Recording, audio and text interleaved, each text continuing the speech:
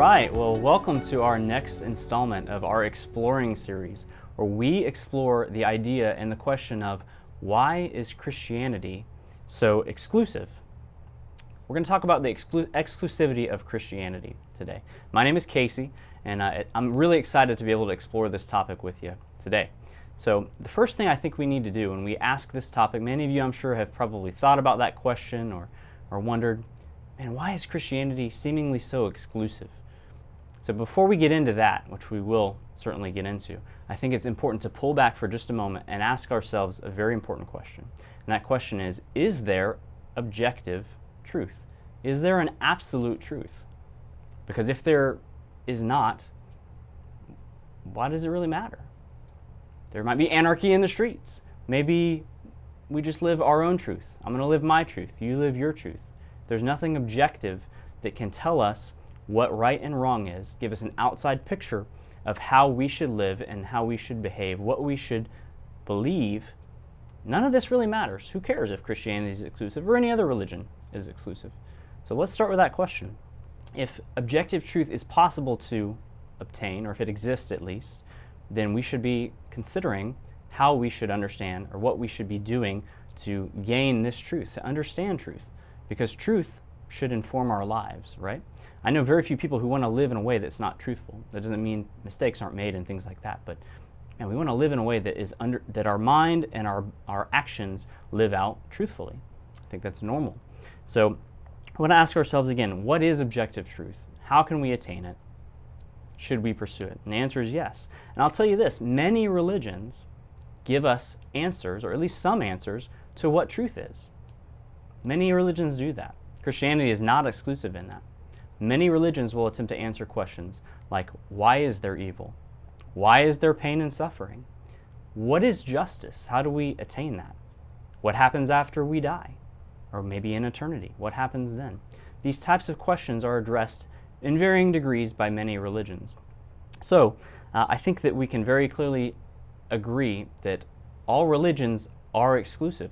That's also not exclusive to Christianity. All religions are exclusive. If you believe one set of values, one set of beliefs, therefore you cannot believe the antithesis to those beliefs. I think that flows very logically.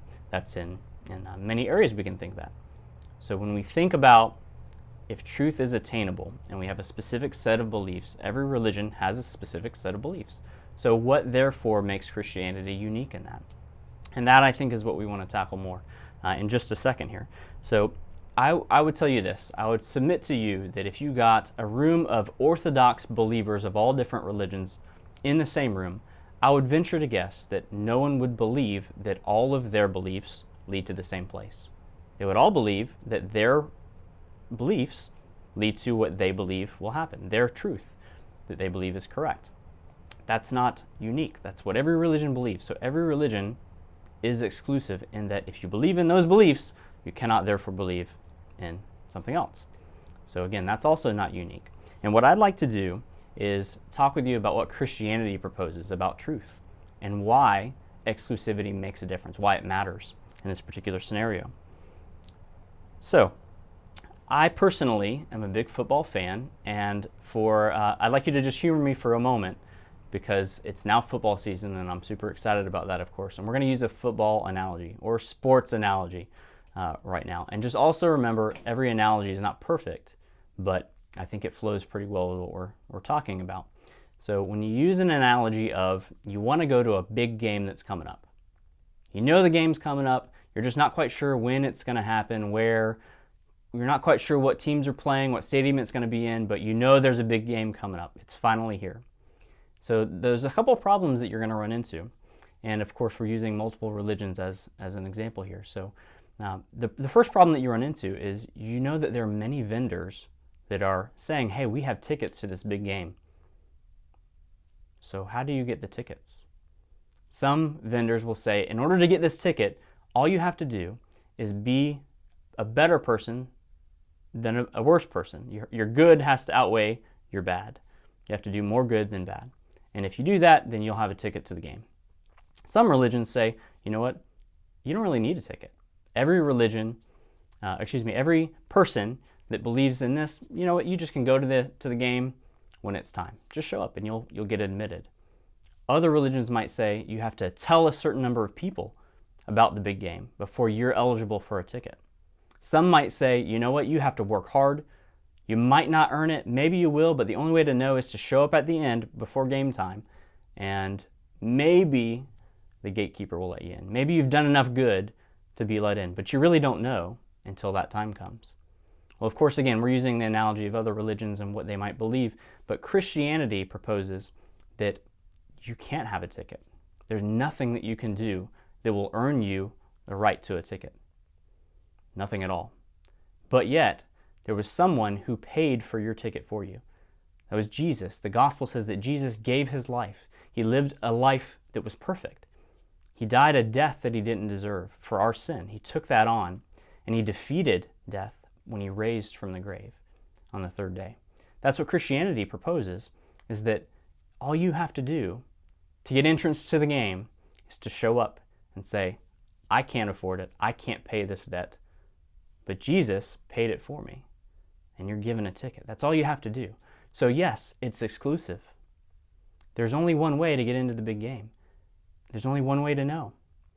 And it's by going and accepting what Jesus has done. That's how Christianity is exclusive. Like every other religion, it's a set of beliefs that we expect to live by. And thank God that Jesus has done that for us. And so why would we not want to orient our lives around that fact, around the fact that Jesus has done something that we can't do? He's given us admission to the game.